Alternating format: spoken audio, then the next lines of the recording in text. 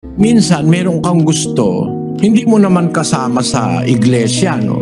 Hindi naman bawal yun. Hindi naman. Lalo na kung may pag-asa ka namang bandang huli, mahikayat mo, no? Kasi yun sinasabi ni Apostol Pablo doon sa unang Korinto, Kapitulo 7, versikulo 13. At ang babaeng may asawang hindi sumasampalataya at kalooban niyang makipamahay sa kanya, ay huwag niyang hiwalayan ang kaniyang asawa. Meron pala sa unang iglesia na babae, kaanib, sumasampalataya. Pero yung kanyang asawa, yung lalaki, hindi sumasampalataya. Hindi bawal kasi paano pinayagan yan? Ang babaeng may asawang hindi sumasampalataya at kalooban ng hindi sumasampalatayang makipamahay sa kanya, kung ikaw yung babae, huwag mong hihiwalayan yung iyong asawa. Kasi gusto namang makisama ng lalaki kahit hindi mo ka pananampalataya. Meron lang tagubili ng mga apostol. Bawa, nagkaasawa ka, babae o lalaki. Ikaw ang lalaki, ang mapapangasawa mo, babaeng hindi sumasampalataya. O kaya yung babae ang mapapangasawa, lalaking hindi sumasampalataya.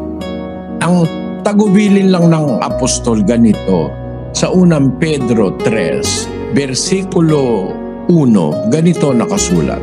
Gayon din naman, kayong mga asawang babae, pasakop kayo sa inyong sari-sariling asawa, upang kung ang ilan ay hindi tumalima sa salita, ay mga hikayat ng walang salita sa pamamagitan ng ugali ng kani-kaniyang asawang babae. Yan ang utos sa mga babae sa iglesia.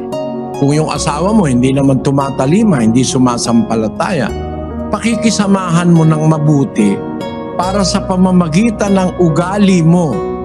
Bawa, upang ang ilan hindi tumalima sa salita, ayaw silang makinig sa salita, ay mga hikayat ng walang salita sa pamamagitan ng ugali ng kani-kanyang asawang babae. So ang pag-asa mo, sa mabuting pakikisama, mahihikayat mo siya later on. You can win your wife for the Lord or you can win your husband for the Lord. Yun ay nagaganap pag mabuti kang makisama. May pantas kang pakikisama sa asawa mo kahit hindi sumasampalataya. Gaya nung sinasabi sa talata, pagiging pantas yung makahikayat ka. He that winneth souls. Basahin natin sa Tagalog. Ang bunga ng matuwid ay punong kahoy ng buhay, at siyang pantas ay humihikayat ng mga kaluluwa. Yung pantas nakakahikayat ng mga kaluluwa. Yung kaluluwa papunta sa Diyos, ano?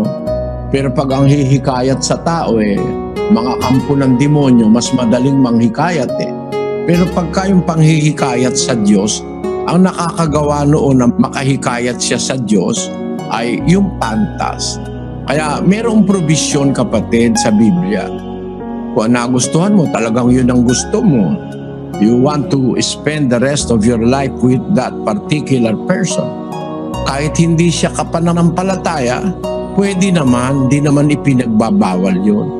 Kaya lang, meron kang tinitignan na obligasyon sa hinaharap. Mahihikayat mo ba siya? Sa magandang pakikisama mo, madadala mo ba siya sa Diyos? Kung ang sagot ng puso mo'y oo, pwede kang mag-asawa.